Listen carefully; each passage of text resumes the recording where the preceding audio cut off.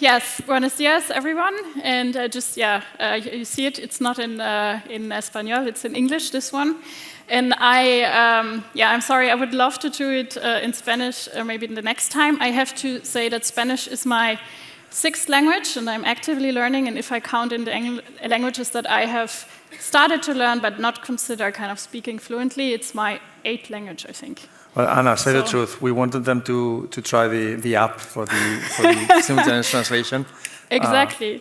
So that they can use so it. if anyone does not speak English very well, there's this simultaneous translation app that I have tried the other way around, and I think that's a pretty cool idea, actually, to have it here. So you speak 6 languages, but can you introduce us to yourself, who you are? Why do you speak 6 languages? What do you do? So that we can know you better? Sure, Carlos. Yes, I do have quite an international background indeed. I was born in Russia, but I moved to Germany as a child and grew up in Germany, so I'm German. And I've always loved exploring different cultures and different languages. So, of course, that drove me as well. And I studied in different countries and worked in different countries. For example, in Paris and London. And in my career as well, I was working a lot with different markets and regions. For example, I've been working many years for the international media company Bertelsmann, and there I was working for many years in the corporate venture capital arm, focusing on India, China, and Brazil. Which also brought me into the very exciting field of investment and also including early stage investment. After that role, actually, I wanted to continue to be close to the ecosystem, and I joined an international business angel fund where I was on the investment committee. I also worked, well, it was quite a lot of work, I also worked for an international consultancy, BCG. And then I decided to found my own investment initiative, which is special in several ways. It is an international business angel group consisting of women. So we are only women, and we are currently based in 10 countries and focus our investments in Europe and in other countries where we have at least one member. So far, so good. Carlos. Now over to you. Could you please tell us a little bit more about yourself? Yeah, so I just speak 4 languages. I don't reach your level. My field of expertise is sustainability and investments. I started to work hard on sustainability in 2012. Have been able to work on the Sustainable Development Goals with the United Nations in the years 2013 to 2015. Then I've also led the innovation and sustainability areas of Enel, a big utility group in Spain. It's Endesa.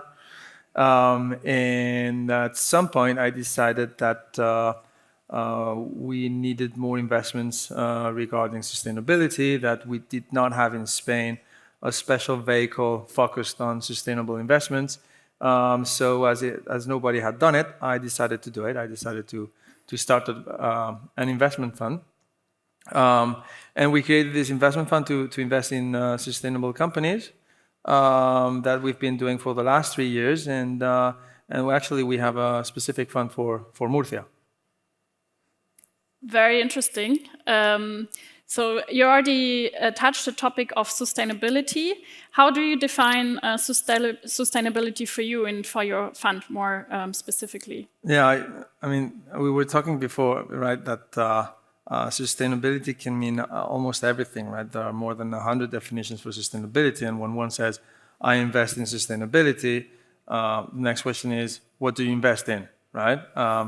And in our case, what we saw is that there were many opportunities in the environmental field. So anything that has to do improving the situation and the health of our planet.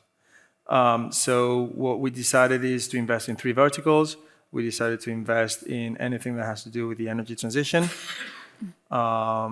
whatever has to do with the cyclical economy, so everything that has to do with recycling, reusing, new ways of using less to do more.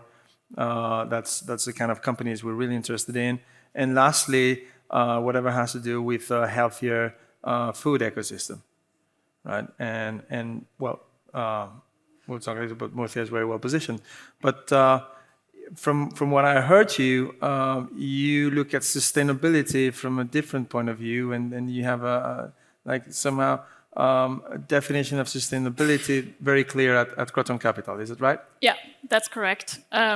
So as you said, there are many definitions of sustainability. I mean, you all know the UN Sustainable Development Goals. You also all know the ESG criteria and pillars.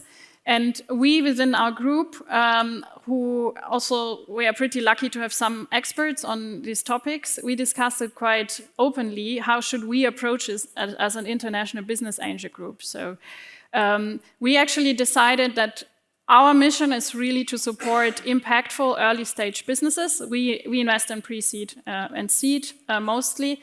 And impactful or sustainable, as we call it, is in our definition relatively broad on the one hand side, meaning that it can be any business that falls into the field of the sustainable development goals. But on the other hand, how we then select businesses that we look at is really across these dimensions. But then when we evaluate it, we discuss internally if it really does meet our criteria and is in line with our values. So that is one dimension. And the other one is actually within the Sustainable Development Goals, you have the gender equality as one of the big goals that is defined. And this is, of course, for us as a female business angel group, a goal that is especially important. And it is especially important also if you look at the startup and innovation ecosystem, right? Because you have probably read the latest report on funding for female founders. It's about 2% of venture capital money. If you look at the investor side, which often is not looked at, the situation at the top of the VC firms and also within the business angel industry is actually quite dramatic as well. Because in Europe, on average, you have less than 10% of female business angels, right? And at every conference you can see it, and I mean similar at VC firms. So that is why we always also look at the team composition, and we prefer to fund female founders in mixed teams, but we also do support male founder teams with a diversity mindset in an impactful business as well. And are there many groups like yours, or it is quite unique? What you, Croton Capital, from a point of view of female business angels getting together? So I think there is a but I would say a movement, a start of a movement across the world. The US is much more advanced than we are, and Europe now in many countries and regions is also developing in a similar direction, that there are more women really taking the power on the money and starting to invest, and also starting to invest in early stage businesses.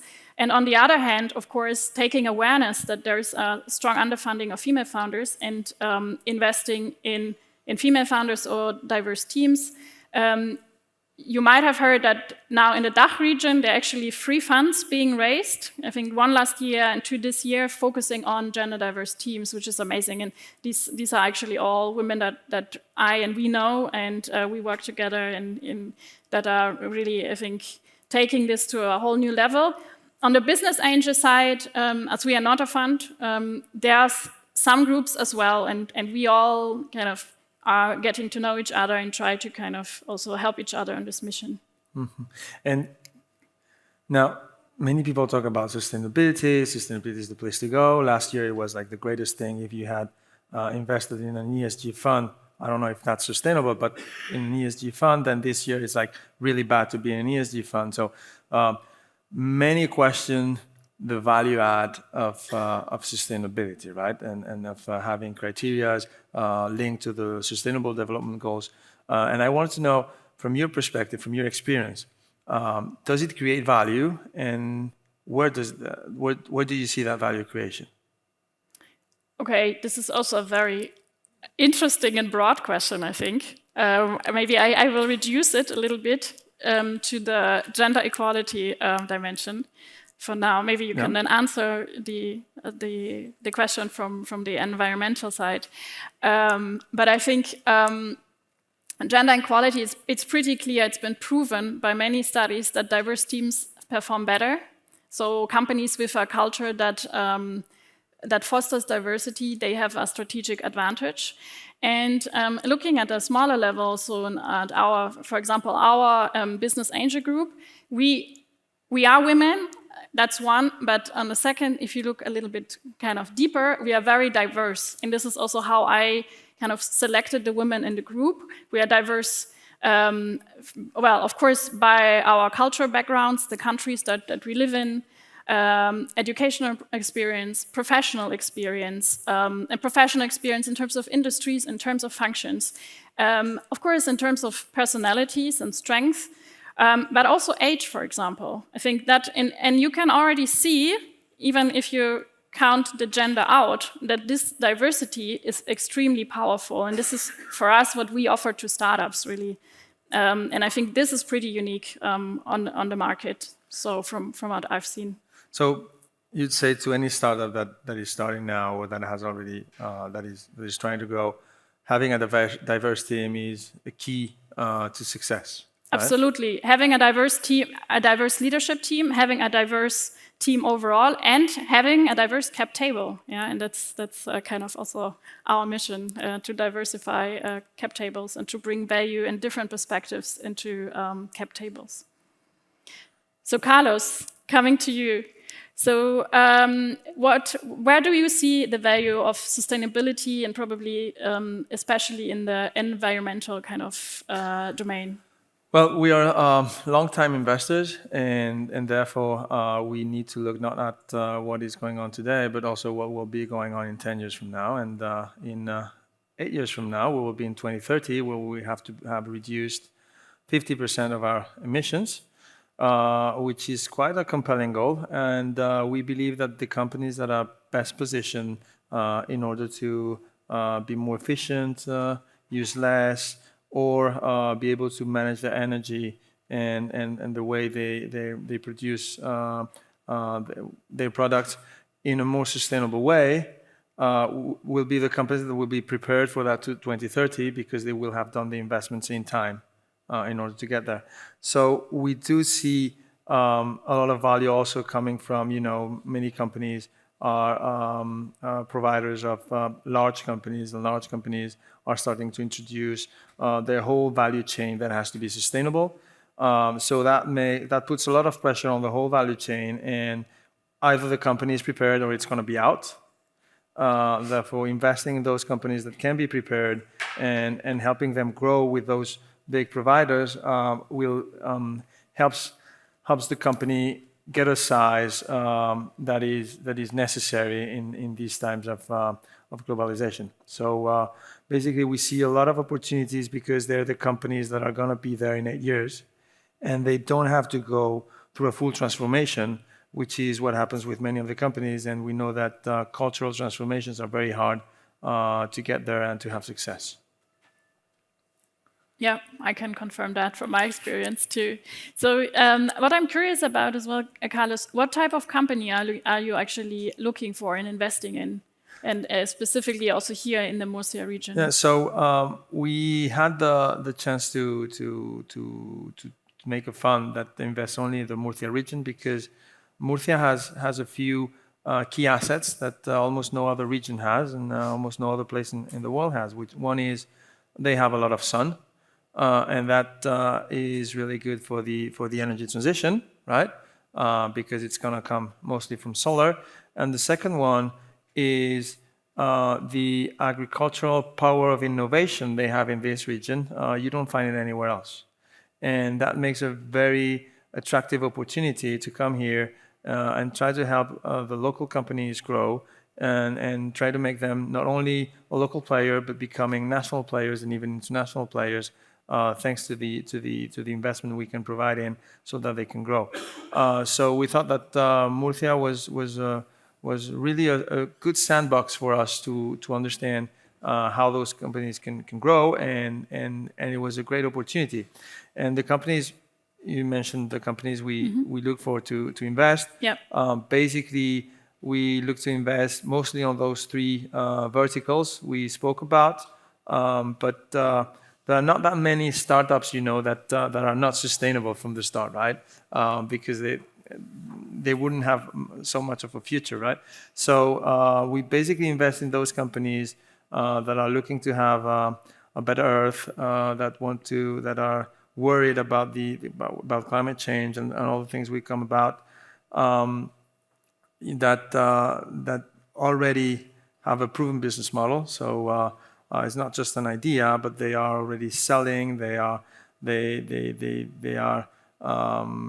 reaching profitability somehow, and they want to take the next step. And in order to take the next step, it's not about getting 150,000 euros. It's you need to invest. You need assets. You need working capital. You need a big investment, and that's where we can help you to get to the next level. And that's our goal. I mean, get you to the next level. Consolidate your company so that it's a company that's going to last not only on your generation, but probably the next one, and that can keep on growing with our capital or with capital from others, but from another standpoint, not an idea, but really a company, a solid company that has good numbers. Okay, so not early stage startups, but more later stage, correct? Yeah, I mean, I wouldn't know where to put it, because then you have Series B that still have really negative returns, and we don't know how they're going to be profitable, and that's something different from what we do. Yes, they need to be selling. They need to have clients. They need to have worked out how the company works, and what they need is they need to grow, and they need to grow because the demand is asking them for more, and they can get to it because they need assets, they need they need working capital. The bank can help them up to a certain point, and we're there to complete and make sure that the bank also is going to be happier, because he's going to see a solid balance sheet for the company, and that's going to make sure that for the next 2-3 years, they're going to be able to accomplish that growth, and they want to accelerate that growth because they see the opportunity now and not maybe 3-4 years from now, which maybe somebody else would have done it. Makes sense. So yeah, my turn to ask you, because yes, I'm please. really interested in some of the things you talked about. The way you invest, I understand it is done, as you're not a fund, it is done by votes. Do you decide, I mean, how many women do you get together in order to take a decision on investment, and how is the process made, and how long does it take? Okay, yeah, so I think this is where we probably a little bit different from other groups, because I have a very strong lead in the group, and we are a group that is small by design. So the 20, from my perspective, is relatively small, but it's a good group to be able to do the ticket sizes that we target, which is around 100,000 per investment, and similar to many early stage funds. And we are highly organized and do also a very kind of structured due diligence process, which I lead, but I also always want the women who are most knowledgeable to support, depending on the startup, right? So that makes it a very collaborative process, fueled by our diversity and diverse backgrounds, of course, and the knowledge that we have, and the network of networks that we have, because we also interview experts for basically for every investment case we have, to be honest, because innovation is just growing so fast, and we look at all sectors, so we cannot be experts in everything. And then we bring all the knowledge together, and I sum it up, and usually I do say that I would like to propose to go ahead or not. So I, in a way, take the final decision. But then every member decides by herself if she wants to participate and how much. So then, in a way, I pool the money then, which is, I think it's like kind of a lot of an art to do due diligence and then suggest something also that kind of we get to the ticket that we want to do. But so far it has worked well. So yeah, this is our process. And then we basically pool the money and then we have one ticket together that we invest. Having 8 minutes left, why don't we tell the floor if they want to ask any Yeah, questions? exactly. I was already looking at the time before. And yeah, if there are questions we would like to discuss with you. Ah, wonderful. Yes. Please.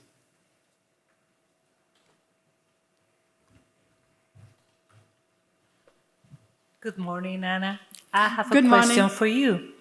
Yes. Why should I, as a business angel, invest in startups that have either a woman on the board or in the C-level from the profitability point of view? Well, from the profitability point of view, I think there are also studies that show that women-led startups, they are more profitable and more sustainable, actually, because women plan more conservatively. This is from the kind of business point of view. Also, the point that I was mentioning before, that overall, also for big organizations and actually organizations of all levels, it has been shown that diverse teams are performing better on average. Of course, in a specific case, you cannot be 100% sure it will be like that, right? But overall, if you are investing in a diverse setup, you have higher chances to have a better performance and success. So that's my answer to that question. Thank you. More questions regarding sustainability? There are more than 100 definitions of sustainability. There are 17 sustainable development goals. Yes. So I see that the title of the panel is about sustainability in Murcia. Yep. Okay. Yeah. What do you think, you two? What do you both think that has an impact on the credibility of Murcia regarding some problems we have had here with something which happened in the Mar Menor, no, and all these things? Which is your opinion on this kind of events? I don't know if, Anna, if you are acquainted to it, okay, but here there is a huge problem with one maritime area which is highly polluted. And by the way, the Bank of Spain recently made a report explaining the impact on the economy of the area, arising out of the environmental problems they have had here in this Mar Menor area, and it is like the example they put on. Look, if sustainability is not taken into account, this is what happens in reality in Spain. I mean, this has already happened. So what is your opinion on this kind of big events that are taking place in Murcia, but also is taking place in Spain and other parts of Europe? Because the trend is to talk a lot about sustainability, but reality shows up examples which are rather hard to assume, no, by people. Okay. Yeah. You want to start? Yeah, I can take that one. So what happened should not have happened. I think we all agree on that. But those are the kind of events, first, that create a catharsis. And I mean, if you think about Volkswagen, up to 2015, all they would sell you is a diesel car. Since 2016, you won't see a diesel car on their webpage. We wouldn't have gotten to where we are in the electric car if it wasn't for the Dieselgate. Volkswagen in 2015, you spoke to them, they said, we don't believe in the electric car. Volkswagen said, I was the head of innovation, and as a utility company, we were pushing for the electric car. We were talking to them. They didn't believe in it. Now, when this happened, the political power and the companies, in order to survive, decided that we were going to the electric car. And these kinds of events, like the one that showed off last year, it's not a problem from last year. It's a problem that goes from many years ago, but showed up last year, changes the way things are done, firstly. Secondly, now everybody is looking at the region and everybody is looking at what are you doing because you've had this problem. And I can tell you that the most innovative answers are going to come from here. They're not going to come from Girona or Alicante. And so it's a great opportunity because that's when you have issues, is when you have a business solution. If you don't have any issue, nobody's going to think about it. So, I mean, Murcia is one of the regions where there's less rain in Spain. But, on the other side, is one of the richest in agriculture. How's that? Because you created a lot of innovation. And that innovation put in agriculture puts you at the forefront worldwide. I mean, not just in Spain, but worldwide. And these are the kind of things that put you at the forefront. And Murcia has demonstrated that it can be at the forefront. And that it has a lot of entrepreneurs that have had a lot of success, much more than in many regions in Spain and in many regions in Europe.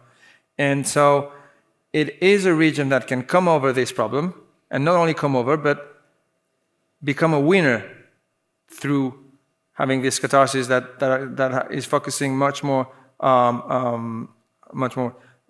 money, much more talent, focusing on solving those issues and getting to do things better, and better than anyone else everywhere in the world.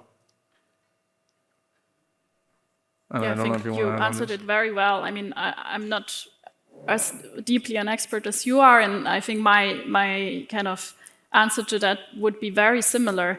This type of crisis, and I mean, we see it also on a worldwide level and also in other countries, as you mentioned, Volkswagen, for example, it creates awareness and a sense of urgency to act, and on all levels and also in all stakeholder groups, right? Also policymakers and so forth, which probably before the situation, as you mentioned, it was kind of already there, but it did not explode.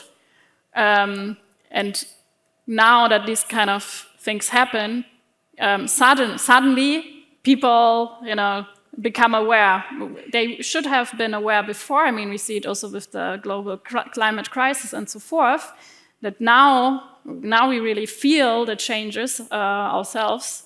And now there's more and more action. We should have acted before, but unfortunately, sometimes this type of situation needs to happen for a lot of people to really start moving. And then also, I mean, the positive side of it is that this can lead to a strategic advantage, because then in this type of region, there can be a lot more innovation and innovative solutions and so forth developed. Yeah, so I think that's what I would say to that. Do you have more questions? We have time for one more question, actually, already. Time is almost up. One last question? Okay, well, thank you so much. And yeah, thanks a lot. It was a pleasure.